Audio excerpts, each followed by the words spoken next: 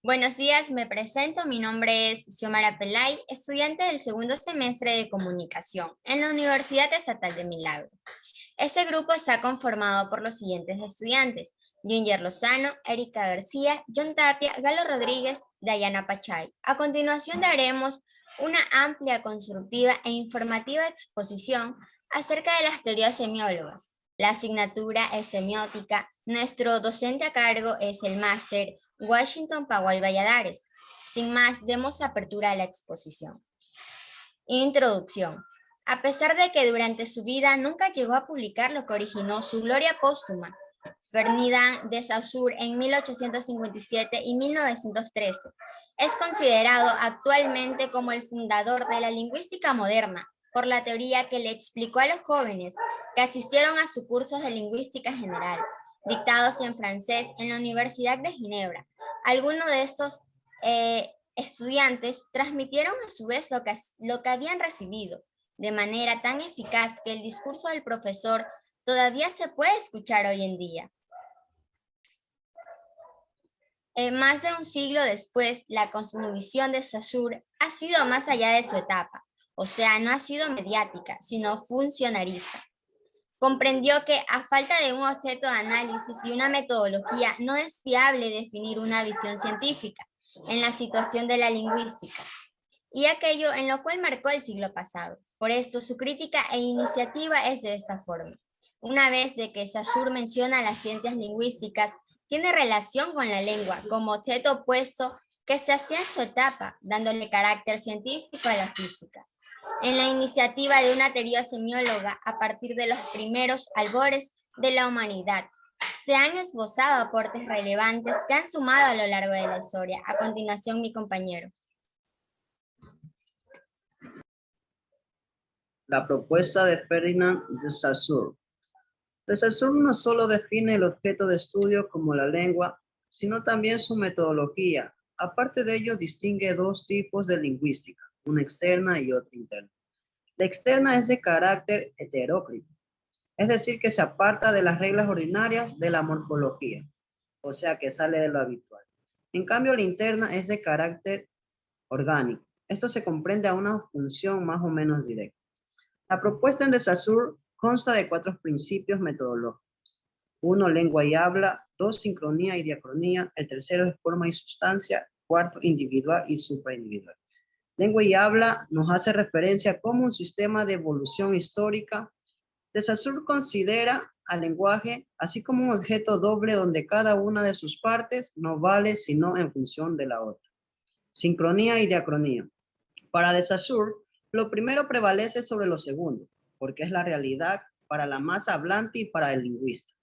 No así lo diacrónico, que son los acontecimientos que modifican la lengua en este caso. Forma y sustancia. En este principio, la lingüística trabaja en el que los elementos de dos órdenes se combinan, lo cual refleja una forma, pero no una sustancia. Es decir, antes de esa combinación, que es arbitraria, los elementos son amorfos, sin forma y confusos, individual y supraindividual.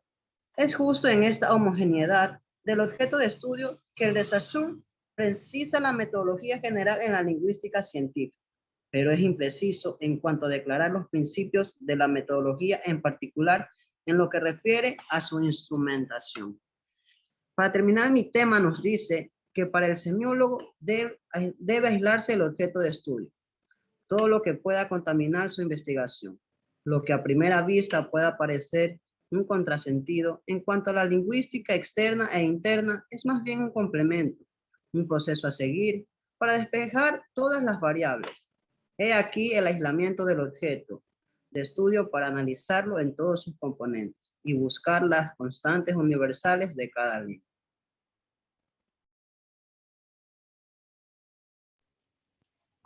La propuesta de Charles Peirce. Para Peirce, todo lo que existe es signo, en cuanto al que tiene la capacidad de ser representado, de medir y llevar ante la mente una idea. En ese sentido, la semiótica es el estudio del más universal de los fenómenos. Definición de la semiótica como ciencia independiente y determinación de su objeto.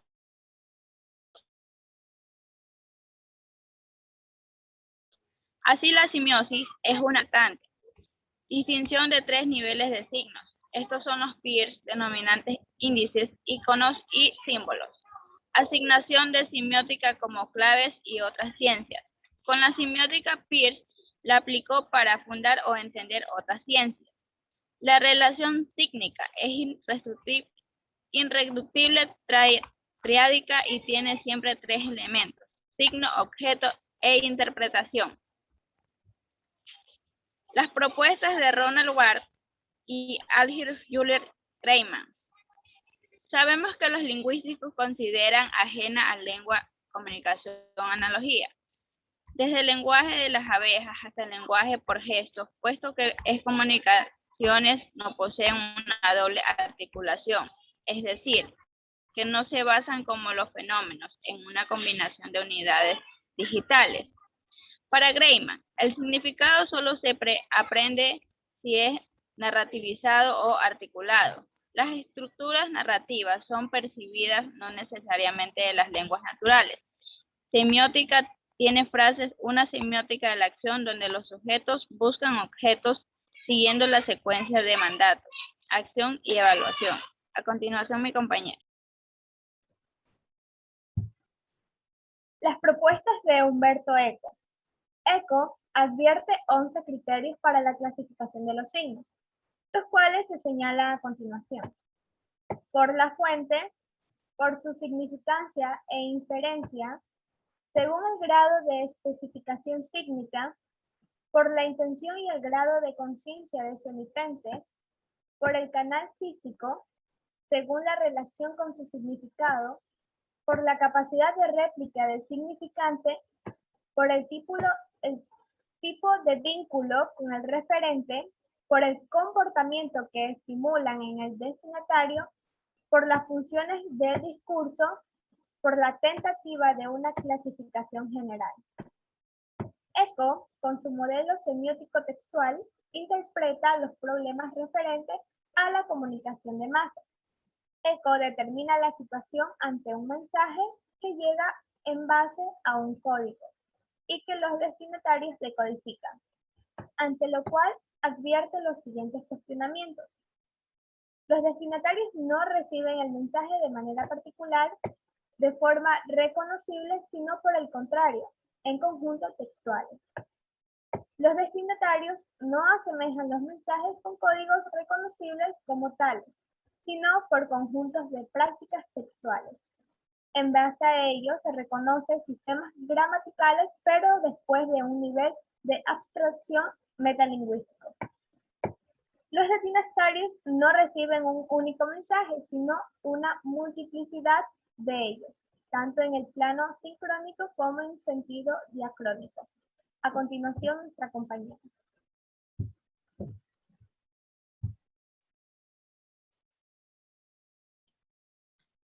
Bien, ¿qué es la imagen visual?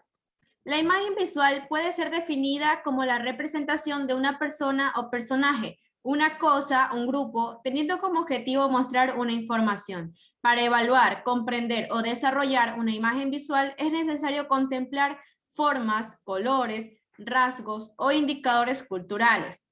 El iconismo. Los tentativos por describir o definir el iconismo datan de los inicios mismos de los estudios semióticos sobre las imágenes. El interés por la noción de iconicidad deriva del hecho que ella permite saber por qué una imagen es portadora de significados icónicos. A lo largo de años de discusiones, el tema fue abordado desde ángulos diversos con postulados epistemológicos. El iconismo como semejanza, según Charles Peirce, distingue 3 grupos de signos, según las relaciones que tienen entre sí. En relación con el objeto, Peirce sostiene que pueden darse 3 tipos de signos: el índice, el símbolo y el icono. Las propiedades de la posición de Charles Morris. Retomó la idea de Peirce y su clasificación de los signos en índice, icono y símbolo. Morris, sin embargo, quiso obviar las dificultades que planteaba la teoría de la semejanza. Entonces dijo que las imágenes son iconos porque denotan aquellos objetos que tienen las características que ellos mismos poseen, o más comúnmente, cierto conjunto especificado de sus características. Esta percepción nos proporciona la iconicidad de un objeto porque lo captamos de acuerdo a un criterio de pertinencia, características, cualidades o propiedades que poseen las cosas representadas. Los estímulos sucedáneos de Umberto Eco introduce la noción de iconicidad primaria como una categoría a priori al estilo de la fierceness de Peirce y que sirve de punto de partida inmediato de todas las percepciones. Para concebir el concepto de iconicidad primaria hay que abandonar hasta la noción de imagen mental. Tanto la perspectiva como los contornos pueden deformar las cosas, pero no por ello son incorrectos. Los puntos de vista desde los cuales las miramos. La imagen como texto y discurso. El tema y los estilos de la imagen. En efecto, los creadores de imágenes le dan un contenido a sus obras, es decir, elaboran significantes para expresar algún tema, la cual se refleja en los elementos figurativos, que instauran una función semántica. Un diseñador, un pintor o un fotógrafo crean sentido mediante el tema integrando en él aquellas marcas semánticas, la interpretación de discursos visuales, mientras el significante y el significado de la imagen son elementos sincrónicos, las significaciones y los sentidos son de carácter diacrónico. Existe una percepción colectiva de las imágenes, ligada a circunstancias espaciotemporales y por tanto a factores culturales. Digamos que los textos visuales no permanecen inalterados a través del tiempo. El símbolo y los imaginarios. Lo simbólico es una capacidad humana que existe en los individuos como un presupuesto cognitivo y comunicativo básico. El sentido funciona a espaldas de la imagen y solo desde ese horizonte es posible comprenderla e interpretarla. El símbolo imagen constituye un aparato mediador entre el sujeto y la realidad. Cuando decimos que el autor de una imagen une y combina elementos icónicos o figurativos para crear sentido, estamos afirmando que hace emerger de la imagen algún sentido que existe previamente íncito en la acción cognitiva de la persona al hallarse frente a la realidad que percibe. Gracias. Conclusión. Mediante esta exposición hemos analizado que Saussure comprendió el carácter puramente diferencial y negativo de los fenómenos. Sin embargo, en vez de sustraer de ahí las secuelas que se le imponían para la exploración del fenómeno.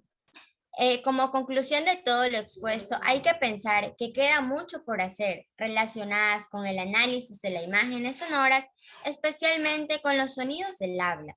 Esta lingüística pasó como historia de un pensador que concibió un sistema teórico coherente, pero él no era teórico del lenguaje. Jamás escribió ni publicó nada diferente a estudios completamente concretos sobre temas específicos de lenguas determinadas. Si bien tenía un método didáctico eficaz para hacer comprender el organismo gramatical de las lenguas que enseñaba, jamás se pronunció sobre la manera adecuada de enseñar lengua. Aquella escribía como pocos han logrado hacerlo. Jamás explicó cómo se aprende a escribir bien, a pesar de que traducía admirablemente. Nunca describió su manera de transferir un texto de una lengua a otra. Saussure solo no le interesaba explicar, salvo cuando se trataba de enseñar lo que él hacía a sus estudiantes, quienes apreciaban mucho lo que recibían. Gracias.